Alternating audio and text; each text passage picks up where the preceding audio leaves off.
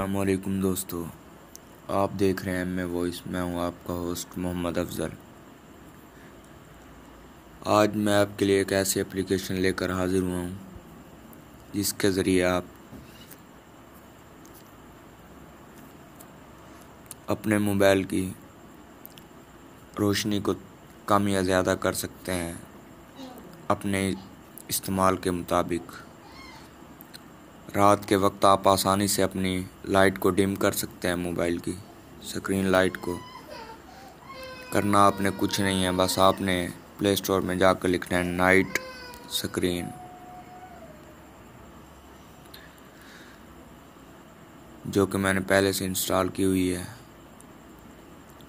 Install करने के बाद इसको आपने ओपन करना है। जब आप इसको यहाँ से ऐसे कम करेंगे तो कंटिन्यू पे क्लिक करना है। Allow modify system setting on करना है।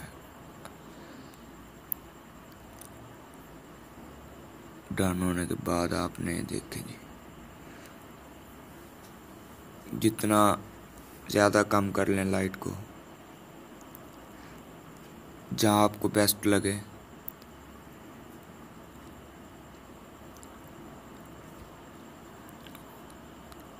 अब दोस्तों मुझे इजाज़त दें, शुक्रिया।